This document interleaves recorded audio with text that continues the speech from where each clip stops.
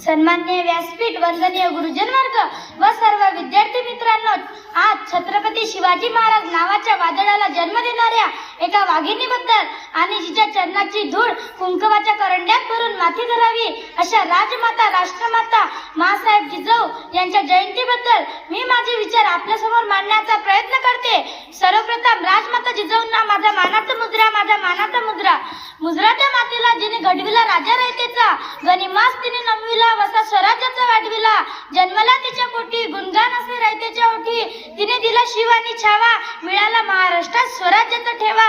रचली स्वराज्याची गाथा, दैवत असे ती राजमाता। आज 12 जानेवारी म्हणजे पृथ्वीवरील आदिशक्तीचे रूप, अवघ्या महाराष्ट्राची ऊर्जा, ज्यांनी स्त्रियांना घायाळ हरणी होऊन जगण्यापेक्षा अन्यायाला चिरडणारी वाघीण होण्याचे धाडस दिले, ज्यांनी मराठ्यांच्या रक्तात स्वाभिमान जागविला, ज्यांनी हिंदवी स्वराज्याचे सोनेरी स्वप्न पाहिले व ते सोनेरी स्वप्न सत्यात उतरण्यासाठी प्रयत्न केले, अशा अवघ्या महाराष्ट्राची ऊर्जा म्हणून ओळखल्या जाणाऱ्या राजमाता जिजाऊ ना वाकायचे ना झुकायचे, अन्यायावर पलटून वार करायचे, ना वाकायचे ना झुकायचे, अन्यायावर पलटून वार करायचे, सन्मानाने जगायचे आणि सन्मानाने मरायचे अशी शिकवण देणाऱ्या राजमाता जिजाऊ यांची आज जयंती। 12 जानेवारी 1598 रोजी बुलढाणा जिल्ह्यातील सिंदखेडराजा या गावी राजमाता जिजाऊंचा जन्म झाला। लहान वयातच शहाजीराजे भोसले यांच्याशी त्यांचा विवाह झाला। खेळण्याच्या वयातच हत्ती ढाल तलवार घेऊन युद्ध कौशल्य संपादन केले। पुढे शहाजीराजे व माता जिजाऊंच्या पोटी शूर प्रतापी संभाजीराजे व हिंदवी स्वराज्याचे संस्थापक छत्रपती शिवाजीराजे या 2 नवरत्नांनी जन्म घेतला। स्वराज्याचा जिने घडविला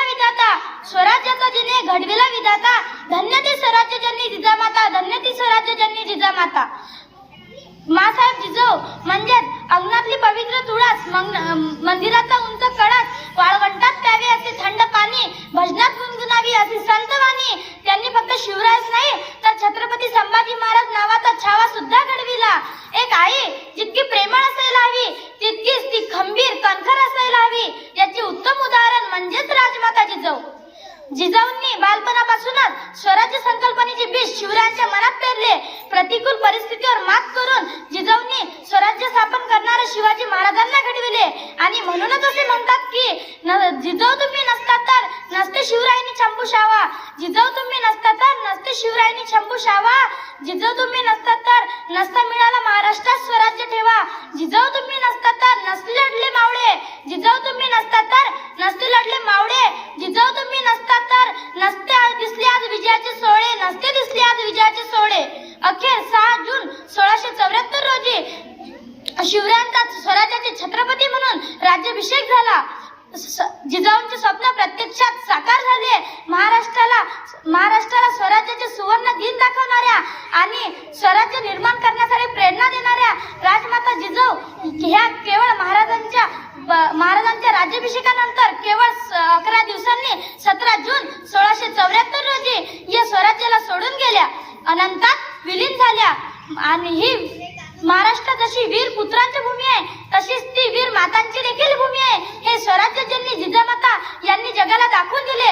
आणि म्हणूनच मला म्हणावेसे वाटते की तुमच्यामुळे जिजाऊ महाराष्ट्राचा सोनेरी इतिहास घडला, तुमच्यामुळे जिजाऊ महाराष्ट्राचा सोनेरी इतिहास घडला। झुकला तख्त दिल्लीचा आणि भगवा आसमान ती फडकला, जय जिजाऊ जय शिवराय। धन्यवाद।